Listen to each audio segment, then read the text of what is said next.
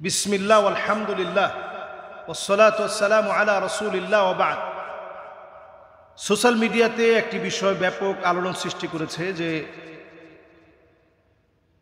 মৃত্যুর পরে সকলের সঙ্গে দেখা সাক্ষাৎ হলেও ভাই বোনদের সাথে দেখা সাক্ষাৎ হবে না। বিষয়টা কতটুকু সত্য? এটা আসলে বিষয়টা মোটেও এইভাবে না যেভাবে আমরা দেখেছি। আমার ছেলেও এই বিষয়টা প্রশ্ন করেছে যে আব্বা, আমি কি আমার ছোট বোনটার সাথে আর দেখা হবে না যদি আমি দুনিয়া থেকে চলে যাই? তো এটা প্রত্যেকটা মানুষেরই হৃদয়ে লাগার মতো একটা বিষয়, আসলে দেখা হবে কিনা। এটি খুব বেশি ভাইরাল হওয়াতে এই বিষয়টা নিয়ে কথা বলা আমি দায়িত্ব বলে মনে করছি।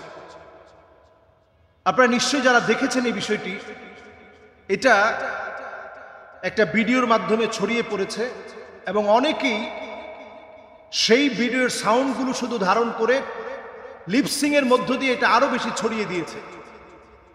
মৃত্যুর পরে যদি আপনি মুমিন ইমানদার হন, তাহলে অবশ্যই আপনি আপনার ভাই আপনার বোন সবার সঙ্গে আপনি দেখা করতে পারবেন। প্রমাণ হচ্ছে কোরআনুল কারীমের সূরা তুর। আল্লাহ রাব্বুল আলামিন বলছেন, সেদিন লোকদেরকে আলহাকনা বিহিম যুররিয়াতাহুম, তাদের নিজেদের আত্মীয় স্বজনের সঙ্গে মোলাকাত করায় দেওয়া হবে। ভাইয়ের সঙ্গে মোলাকাত করায় দেওয়া হবে, বোনের সঙ্গে মোলাকাত করায় দেওয়া হবে। আলহাকনা বিহিম যুররিয়াতাহুম, ভাই তার বোনকে পাবে, বোন তার ভাইকে পাবে। অবস্থা দেখবে সেদিন এমন হবে যে ভাই হয়তো জান্নাতি, বোনটা হচ্ছে জাহান্নামী।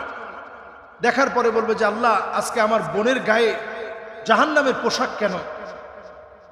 আল্লাহ রাব্বুল আলামিন সেদিন যদি মাফ করে দেন, এটা আল্লাহ রাব্বুল আলামিনের ইচ্ছা। আর যদি মাফ না করেন, তাহলে ওই দেখাটাই শেষ। এরপরে যদি আল্লাহ তাআলা দেখান তাহলে ভিন্ন বিষয়। তাহলে বোঝা যায় যে মৃত্যুর পরে ভাই তার বোনকে দেখতে পাবে, বোন তার ভাইকে দেখতে পাবে ইমানদার হলে। ইমানদার হলে দেখা সাক্ষাৎটা খুব স্বাভাবিক থাকবে, মাঝে মাঝেই দেখা সাক্ষাৎ হবে। যখনই মন চাবে আপনি দেখা সাক্ষাৎ করতে পারবেন। আপনার সাথে দেখা সাক্ষাতের মধ্য দিয়ে বিভিন্ন গল্প হবে।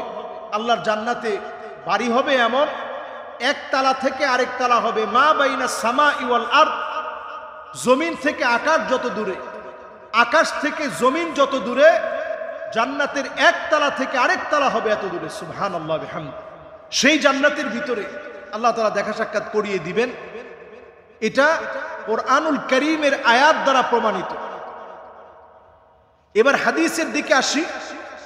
সেদিন কিছু মানুষ আল্লাহর কাছে বলবে, কানু ইউসাল্লুনা মা'ানা, আল্লাহ এই মানুষগুলো, এই যে আমার ভাই, এই যে আমার বন্ধু, আল্লাহ এরা তো আমার সঙ্গে একসঙ্গে নামাজ পড়তাম, আমরা দুই ভাই একসঙ্গে যেতাম, আজকে আমি জান্নাতে ও জাহান্নামে, আল্লাহ আপনি মাফ করে দেন না। সেদিন যখন এইভাবে আল্লাহর কাছে ফরিয়াদ করবে, আল্লাহ যার ফরিয়াদ কবুল করবে, আল্লাহ বলবে যাও তাকে জাহান্নাম থেকে নিয়ে আসো। সেদিন গিয়ে আত্মীয় স্বজন একে অপরকে, বন্ধু বান্ধব একে অপরকে, ভাই তার ভাইকে টেনে নিয়ে আসবে। এটা হিসাবের বা বিচারের একটা পর্যায়ের কথা বলছি। তাহলে সেখানেও সাক্ষাৎ হবে। এবার আসেন আল্লাহর জান্নাতের ভিতরে বিরাট একটা মাজমা হবে। সেখানে আল্লাহ রাব্বুল আলামিন বলবেন, আল্লাহ তাআলা সেদিন ডাক দিয়ে বলবেন, ওয়ামতাজুল ইয়াউমা আইয়ুহাল মুজরিমুন, অপরাধীরা আজকে পৃথক হয়ে যাও, তোমাদের সঙ্গে আজকে আর কোনো লেনদেন নাই। সরাসরি এখন কথা হবে জান্নাতীদের সঙ্গে। আল্লাহ তাআলা সেদিনও একটা মিলন মেলা ঘটাবেন। সুতরাং আমাদের ভাই বোন আত্মীয় স্বজন প্রত্যেককে দেখার একটা সুযোগ থাকছে। এরপর নবীজি সাল্লাল্লাহু আলাইহি সাল্লামের আরেকটি প্রসিদ্ধ হাদিস, সেই প্রসিদ্ধ হাদিসের বক্তব্য অনুযায়ী বোঝা যায়, নবীজি কবর জিয়ারত করতে গেলে নবীজি বলতেন, আসসালামু আলাইকুম দারা কওমিন মুমিনিন আতাকুম মা তুআদুন গাদাম মুআজ্জালুন ওয়া ইন্না ইনশাআল্লাহু বিকুম লাহিকুন। নবীজি বলতেন, ইনশাআল্লাহু বিকুম লাহিকুন, অচিরেই তোমাদের সঙ্গে আমি মিলিত হব। নবীজির চাচার কবরের সামনে দাঁড়িয়ে সাইয়্যিদুশ শুহাদা আমির হামজা রাদিয়াল্লাহু তাআলা আনহুর কবরের সামনে দাঁড়ায় নবীজি বলছেন, অচিরেই আপনার সঙ্গে আমার মিলিত হবে, অচিরেই আপনাকে আমি দেখব, আপনাকে আমি পাবো। তার মানে বোঝা যায় আত্মীয় স্বজনের সঙ্গে তার মানে বোঝা যায় আত্মীয় স্বজনের সঙ্গে একটা দেখা সাক্ষাৎ হবে, একটা মিলন মেলা হবে। সেদিন আল্লাহ তাআলা যাকে চাবে সেই মিলন মেলায় আল্লাহ তাআলা শরীক করাবেন, আল্লাহ তাআলা আপনার আত্মীয় স্বজনকে দেখাবেন। আল্লাহ আমাদেরকে বোঝার তৌফিক দান করুক, পড়েন আমিন।